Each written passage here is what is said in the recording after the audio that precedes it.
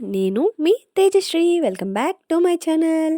ఈరోజు నేను మీకు చాలా సింపుల్‌గా ఇంకా టేస్టీగా ఇంకా హెల్తీగా గూడా ఉండే ఒక స్నాక్ రెసిపీ చూయించబోతున్నాను. దీన్ని ఎవ్వరైనా ఈజీగా చేసుకోవచ్చు. మరి ఆలస్యం లేకుండా స్టార్ట్ చేద్దామా? ఇప్పుడు ముందుగా ఒక బౌల్‌లో 2 కప్పుల గోధుమ పిండి, 1 చెంచా వాము, 1 చెంచాడు కారం, 1 చెంచాడు ఉప్పు, ఒక పావు చెంచాడు రాగి పిండి, 1 చెంచాడు మునగాకు పొడి, ఇంకా 1 చెంచాడు బటర్ వేసి ఇలా కొద్ది కొద్దిగా నీళ్లు పోసుకుంటూ చపాతీ పిండిలాగా కలుపుకోవాలి. ఇది వీలైనంత మెత్తగా ఒత్తుకుంటేనే మనకి చాలా ఈజీగా వస్తుంది. ఇప్పుడు ఒక అరగంట పాటు దీనికి రెస్ట్ ఇవ్వాలి. ఇప్పుడు ఒక బ్లెండర్ తీసుకుని అందులో సన్నగా కట్ చేసుకున్న పాలకూర, 2 పచ్చిమిరపకాయలు, కొద్దిగా జీలకర్ర, ఇంకా కొద్దిగా నీళ్లు పోసి పేస్ట్ లాగా చేసుకోవాలి.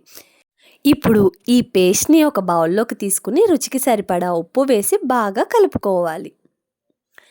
ఇప్పుడు రెస్ట్ తీసుకున్న చపాతీ పిండిని కొద్దిగా తీసుకుని ఇలా చపాతీలాగా స్ప్రెడ్ చేసుకోవాలి. దీన్ని వీలైనంత పల్చగా చేసుకుంటే మనకి చాలా క్రిస్పీగా వస్తాయి.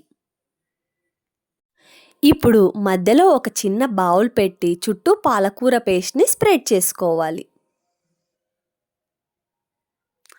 అది కూడా వీలైనంత పల్చగా. ఇలా మొత్తం స్ప్రెడ్ చేసుకున్న తర్వాత ఈ చపాతీని 8 ఈక్వల్ పార్ట్స్ లాగా చూపిస్తున్న విధంగా కట్ చేసుకోవాలి.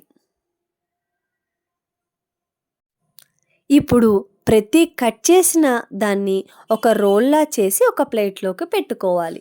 ఇలా చూపిస్తున్న విధంగా రోల్ చేసుకోండి.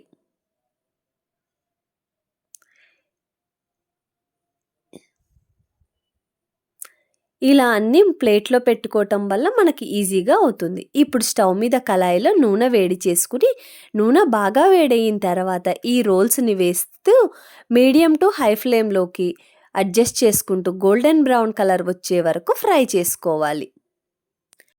అంతే అండి. మన క్రిస్పీగా, టేస్టీగా, హెల్తీగా ఉండే స్నాక్ అయితే రెడీ అయిపోయింది. దీన్ని వేడి వేడిగా టమాటో సాస్‌తో తింటే అద్దిరిపోతుంది.